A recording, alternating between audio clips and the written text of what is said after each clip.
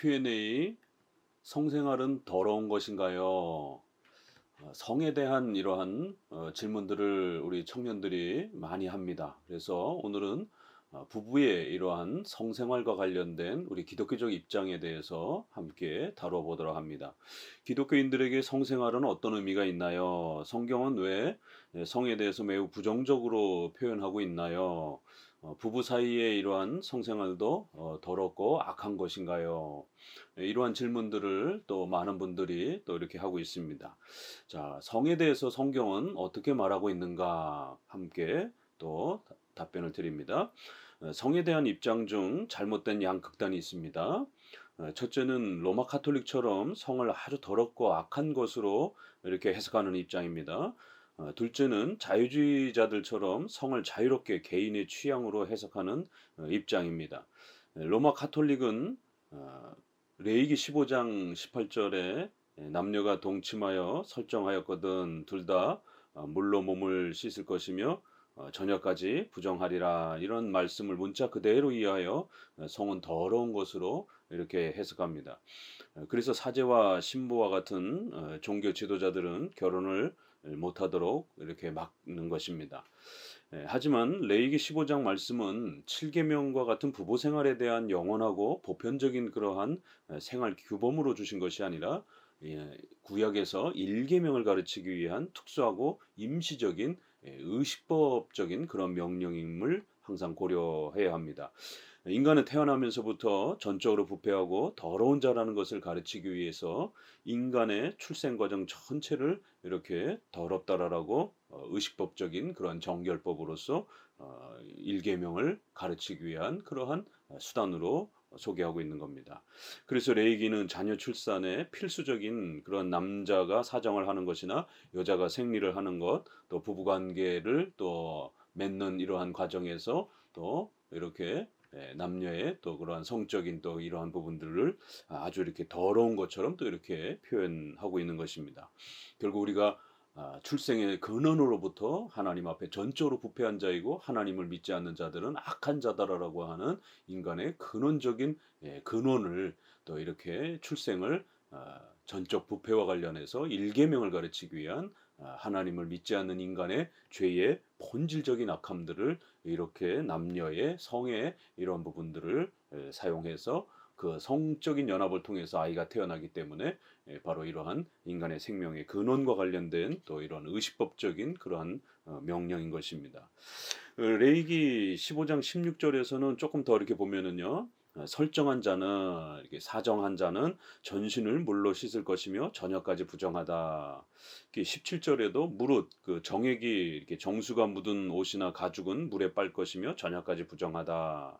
또 18절에 남녀가 동침하여 이렇게 사정하였거든 둘 다 물로 몸을 씻을 것이며 저녁까지 부정하다. 또 19절에 어떤 여인이 유출을 하되 그 유출이 피면 7일 동안 불결하니 예, 무릇 그를 만지는 자는 저녁까지 부정할 것이요. 그러니까 여성의 이러한 생리적인 이러한 그 현상도 역시 부정하다라고 말합니다. 또 에스겔 18장 6절에는 산 위의 재물을 먹지 아니하며 이스라엘 족속의 우상에게 눈을 돌리지 아니하며 이웃의 아내를 더럽히지 아니하며 월경 중에 있는 여인을 가까이 하지 아니하며 이런 표현이 있습니다. 굉장히 난해하고 이렇게 어렵게 보이죠. 여성의 이러한 부부관계에 있어서 생리 중에 부부관계를 하면 아주 악하고 더러운 것처럼 이렇게 구약은 엄격하게 금지하고 또 이렇게 부정한 것으로 표현을 합니다. 이런 부분들은 구약의 일계명을 가르치기 위한 보조적인 그런 의식법이었지 이것이 오늘날까지 예수님이 오시고 난 이후에까지 부부 생활의 이러한 성생활의 어떤 그런 규범으로 이렇게 소개가 되는 그러한 명령은 아닙니다. 그래서 이런 부분을 우리가 조심해서 읽어야 됩니다. 극단적으로 이렇게 문자적으로 읽어내게 되면 봐라 성경에 이렇게 명령돼 있지 않느냐. 그러니까 부부간에 절대로 생리 중에 이렇게 성관계를 하게 되면 그거는 의료적 차원이 아니라 종교적으로 이렇게 죄에 물들게 된다. 이제 이런 식으로 이렇게 읽게 되면 이건 굉장히 심각한 해석입니다. 자, 반대로 자유주의와 세속주의는 성을 개인의 인권이나 취향으로 해석하여 모든 성생활의 자유를 주장합니다.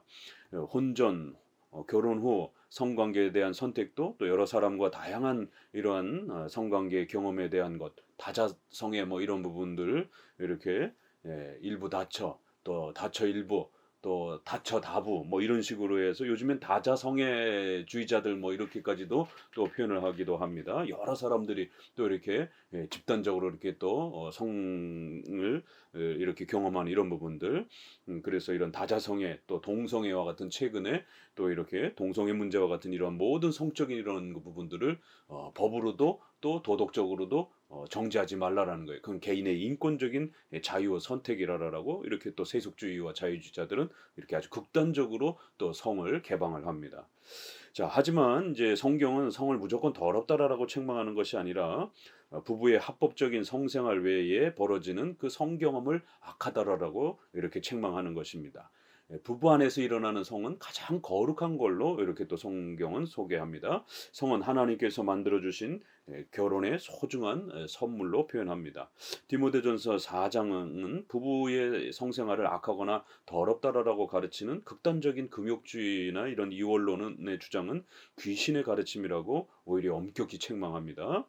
4장 1절에 보게 되면 훗날에 이렇게 어떤 사람이 믿음에서 떠나 미혹해하는 영과 귀신의 가르침을 쫓으리니 2절 자기 양심이 화인 맞아서 거짓말하는 자들이라 이러면서 3절 그들은 어떤 사람들이냐면 혼인을 금하고 식물을 폐하라 할 터이나 이러면서 혼인이 아주 더러운 것처럼 혼인을 통한 이런 성적인 연합이 이렇게 악하거나 더러운 것처럼 또 어떤 특정한 음식을 먹으면 안 되는 것처럼 이렇게 아주 금욕주의적인 이러한 그 요구를 하는 이런 극단주의자들이 있다라는 것이에요.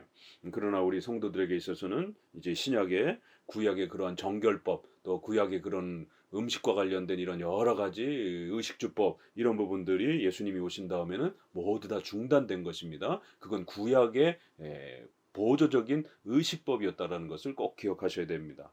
그래서 히브리서 9장에 개혁할 때까지 맡겨둔 것이다 이런 표현들 또 그 다음에 디모데전서 4장 3절에 하나님이 지으신 바니 믿는 자들과 진리를 아는 자들이 감사함으로 받을 것이니라. 그래서 이렇게 얼마든지 신약 이후에는 그러한 것들이 우리에게 죄를 이렇게 더럽게 하는 그런 것들이 아니라 우리 인간의 마음, 악한 마음이 문제이지 이런 외적인 이런 수단들은 더 이상 이제 구약처럼 어떤 정결의 문제로 이렇게 사용되지 않는다라는 것입니다. 교회사 속에서도 로마 카톨릭의 잘못된 성의 개념을 개혁하기 위해서 루터는 교리적으로는 이신칭의를 개혁했지만 생활적으로는 이 결혼을 더럽게 취급하고 또 성생활을 악하게 취급하면서 이렇게 종기 지도자들을 결혼하지 못하도록 독신 생활을 이렇게 가장 거룩한 것처럼 취급했던 이런 로마 카톨릭의 잘못된 윤리관을 개혁하기 위해서 윤리에 대한 개혁 부분에서는 결혼이 얼마나 소중한 것을 실천하기 위해서 본인 스스로가 이렇게 수녀와 결혼을 하기도 했습니다. 칼빈도 역시 사별한 과부와 결혼을 이렇게 할 정도로 결혼의 거룩함과 소중함을 아주 적극적으로 우리 종교개혁자들은 변호한 것입니다. 그래서 교리적인 개혁도 했지만 또 이런 생활적인 개혁도 함께 진행했다라는 것을 꼭 명심하셔야 됩니다. 그리하여 몸소 지도자들이 본을 보이면서 결혼은 절대로 더럽거나 악한 것이 아니다라는 것, 또 결혼 속에서 이루어지는 부부의 이러한 성은 가장 거룩하고 소중한 것이다라는 것, 결혼 바깥에서 일어나는 성적 경험이 악하고 더러운 것입니다. 결혼 안에서 합법적인 부부 안에서 일어나는 성은 그들의 또 자녀들을 통해서 인류가 증거가 되어지고 또 그들의 자녀들이 교회 안으로 들어오면서 세례를 받으면서 또 교회가 증거되어지는 이런 하나님의 창조의 수단이요 또 부부가 함께 사랑을 나누는 아주 소중한 그런 수단이라는 것입니다. 성경은 합법적인 부부가 되기 전까지 엄격하게 성경험을 금지시키고 있습니다. 하지만 결혼한 부부의 성생활은 서로 돕고 인류를 번성케 하며 교회를 세워가도록 하나님께서 세워주신 중요한 삶의 수단으로 제시합니다. 부부의 성생활에 대해서 적극적으로 표현하는 이러한 성경은 히브리서 13장 4절을 보면은요. 모든 사람은 혼인을 귀히 여기고 결혼을 거룩하게 다루라는 거예요. 결혼을 절대로 악하게 취급하면 안 된다라는 겁니다. 또 침소를 더럽히지 않게 하라. 이 결혼에서 이루어지는 성생활은 아주 소중하고 귀한 것이라고 말하며 침소, 즉 부부의 이런 침대 잠자리를 맡거나 간섭하지 말라라고 아주 엄히 경고합니다. 그 부부의 이러한 침소, 침대, 잠자리는 이렇게 그 어떤 누구도 간섭할 수 없는 또 종교적인 그러한 어떤 이유로도 간섭할 수 없는 아주 소중한 부부만의 그러한 귀한 하나님의 선물이라는 겁니다. 또한 고린도전서는 부부의 그 성생활과 관련해서 아주 중요한 표현들을 합니다. 7장 3절에 남편은 그 아내에게 대한 의무를 다하고 아내도 그 남편에게 그렇게 할지라. 아내가 자기 몸을 주장하지 못하고 오직 그 남편이 하며 남편도 이와 같이 자기 몸을 주장하지 못하고 오직 그 아내가 하나니. 그래서 각각의 몸을 이렇게 서로를 위해서 희생하고 또 봉사하고 또 사랑에 대한 또 성적인 이러한 또 책임과 의무를 짊어지라라고 이걸 의무라라고 이렇게 표현을 합니다. 또 그리고는 이제 7장 5절에 서로 분방하지 말라 다만 기도할 틈을 얻기 위하여 합의상 얼마 동안은 하되 다시 합하라. 그래서 여기서도 분방하지 말라. 결국 이것은 번역에서 분방이라고 이렇게 돼 있는 거고 부부가 성적인 연합에서 떨어지지 말라. 종교적인 어떤 이유 때문에 어떤 금식이라든가 이렇게 해야 될 때는 합의가 이루어져야 되고 그것도 아주 짧은 기간 동안만 그렇게 해야지 뭐 1년 내내 이렇게 금식을 밥 먹듯이 하고 그러면서 부부 생활을 등한시하고 툭탁하면 이렇게 기도원으로 올라가 가지고 또 이렇게 부부가 서로 떨어져 있고 이러면 이거는 안 된다라는 것입니다. 합의상 합의하지 않으면 그것도 안 되는 것이고요. 또 아주 짧은 시간 안에만 이렇게 기도하는 이러한 부분들을 제외하고는 항상 부부는 성적으로 그렇게 책임을 다하고 연합되어 있어야 된다라는 겁니다. 부부의 성생활은 서로를 보호하고 사랑하게 만든 아주 소중한 선물이라고 가르칩니다. 성도들 중 많은 부부들이 성생활에 대해서 우리의 나라의 특별히 그 유교 문화, 남녀 칠세 부동성이라고 하는 아주 이런 좀 극단적인 부정적인 이런 유교 문화의 모습도 그다음에 로마 카톨릭적인 이런 부정적인 이런 관점을 가지고 있어서 성생활을 회피하고 소극적으로 대하는 이러한 그 신자 부부들이 참 많습니다. 그러다 보니까 이런 부부의 성의 이러한 부분들을 많이 이렇게 누리지 못하고 또 함께 이렇게 서로가 책임을 다하지 못하고 결혼한 부부인데도 이렇게 성적인 이러한 부분들을 굉장히 이렇게 소극적으로 또 이렇게 부정적으로 또 이렇게 회피하는 이런 부분들을 보게 됩니다. 그로 인해서 부부 사이가 멀어지고 이혼의 위기를 겪기도 합니다. 부부 사이에 이루어지는 성생활은 하나님의 선물입니다.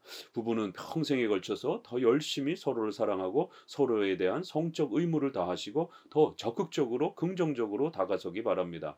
혹시 질병으로 어려움을 겪는다라면 의료적인 혜택도 충분히 사용할 수 있습니다. 그래서 여러분들이 산부인과라든가 비뇨기과의 도움을 잘 받으셔서 부부가 오랜 세월 동안 또 나이가 들어가면서까지 성적인 또 이러한 연합들을 함께 또 쌓아가고 더 발전해 가면서 이렇게 또 부부의 사랑을 만들어 가는 것입니다. 성은 더러운 것이 아니라 하나님이 주신 아주 귀한 선물임을 꼭 명심하셔야 됩니다. 오늘날도 이렇게 부부의 이런 성을 아주 극단적으로 금욕주의적인 이런 입장을 가진 분들이 이렇게 악하게 또 부정적으로 이렇게 해석하는데 우리 개혁주의는 이 성에 대한 부부의 합법적인 성은 하나님이 주신 아주 소중한 선물로 이렇게 해석합니다. 그래서 부부가 더욱 적극적으로 이렇게 성에 대해서도 함께 대화하고 또 의료적인 또 이러한 부분들도 도움을 받으면서 또 함께 이 가정을 더욱 잘 세워가는 또 그러한 튼튼한 또 이러한 부부가 되어지기를 간절히 또 권면을 드립니다. 감사합니다.